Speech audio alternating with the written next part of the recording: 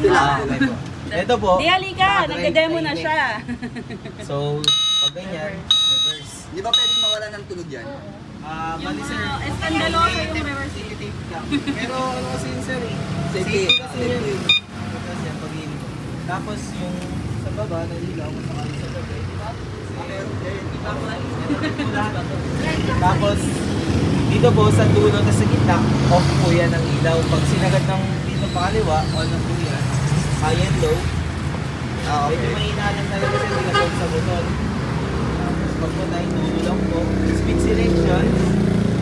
Yung nasa baba po, 1, gitna, 2, 3. Tapos kung magpa-practice po kayo at maganda mag-stay po kayo sa 1. Tapos sa throttle, dahan-dahan lang po ang piga. Tapos once mayroon siya tinatawag na safety, pag once na konting piga mo dito na kahit i-throttle siya, wala. Hindi gagalaw. Yun yung safety niya. Brake sensor niya, tinatawag namin. Tapos pwede naman po kayo mag-charge, 12 volts lang siya, pero pwede, mabagal lang siya, pang emergency lang po. Tapos Bluetooth, unang bukas Bluetooth. Bluetooth mode. Pangalawa, radyo. FM Pangatlo, 10. patay. 8. Power off. Yes, busina po. So, wiper, taas, switch, electric fan, dito rin po kulay yung kulay pula. Tapos pwede na siyang paigutin. So, magbabatayin. Keyless naman po tayo. Tapos yung, ito pala sir, yung battery sir, pag naka-stop siya, Oo, hindi ko magalaw. so kailangan umandar yung e-bike para malaman ko na yun ako. Sa keyless sir, sa gitna, dalawang pindot. Tapos ito po yung pagpatay. Unlock sign. Kahit walang tubig. Opo. Pero kapag keyless lang binuksan sir, keyless lang din. Kasi pag sinakay natin sa susi, wala, hindi siya makapatay. So, patay.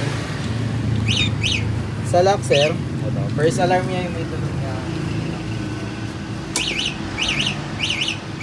Second alarm niya, lalak niya yung motor.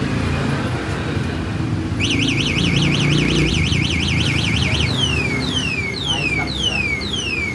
So, kapag pero mag-i-stop yung tunog sir. Pag nag-stop yung tunog, automatic pag ginalaw niya ulit, automatic ulit. Nabalik siya. Saan yun? Dito po, sa baba mo lang. So lahat ng sus... Dapat lagi nakalock pag hindi ginagamit. Opo, tapos ito po, pag palusong, titigayin lang po ito, tapos dito na, naka-handle na siya. Kasi wala na siya babasa. Dati kasi tapos dito naman po, pindot lang ito. Pag tanggal niya, pag release, tanggalin na yung nasa ibabaw, release na automatic. Tapos bigyan ulit. Tapos lahat ng susi po pare-pares, ignition, tapos yung battery compartment. Pwede siyang i-charge sa loob ng bahay, pero hindi siya pwede yung parang bibigla yung buwan. Dahan-dahan lang po.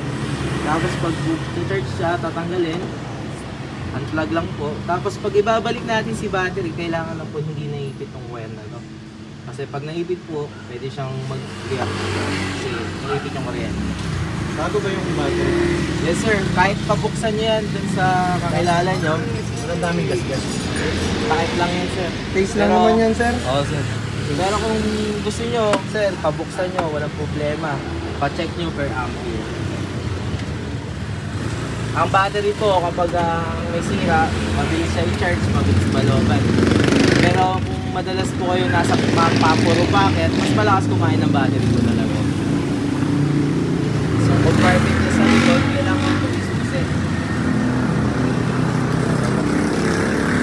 Susi natin. Diyan, tapos atak lang po. Pagka-atak, ayan. May mat na rin po siya. Tapos pag ibabalik, may pagkadabog na po. Yan. Mainit ko lang ang pagmamamalay. Grocery na ako. May question po. Basta po, sa lahat po mag-drive, lalo first time magkagamit ng e-bike, dahan-dahan lang po bigay. Pag-depend naman. Home service. Warranty na madam. Sa battery, 6 months. Hindi kasama discount na. Tapos yung loaded. Loaded po sa overcharging. Pwede siya ma-overcharge kahit mga ilang minuto lang. Pero wag lagi.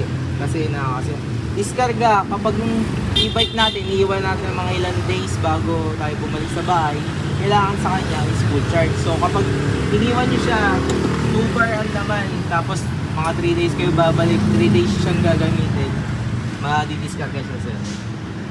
Sayang yung battery. Yung battery natin medyo mahal na sa 9.5. Tapos sa 1 year po, ito yung dynamo or tinatawag na motor. Tapos controller, yung nasa ilalim po ng battery, yung charger natin. Ganun po. Sa charger, ang warning niya lang naman, bawal mabasa or mahamugan or malaglag. Yun kasi very sensitive sir kasi yung charger na may fan, automatic na rin yung board. So 1 month naman sa mga ignition, switch, ilaw, yan. Yan yung Wiring. mga- Wiring sir, 1 month dito. Pero if sakaling may papadagdag kayong ilaw sir, make sure lang na contact muna kami. Kasi kami rin na magkakabit sir. Tapos yun sir, sama na yung alarm doon pag yung sa 1 month. Ba't pag umuulan, okay lang maulan na ng... Sa ulan naman madam, may trapal siya tinatawag dito sa araw. Kaya didikit na lang yung belt ko madam. Okay magkakabal naman. Yung naman na Paano pag nabaha? sa baha sir, at least yung kalahating gulong lang. Kasi pagka gulong lang sa sobrang taas ng baha, hindi ko na. Para siyang siguro yung mga ano siya. Kailan to? Kung naman niya po sa baha, hihingit lang siya.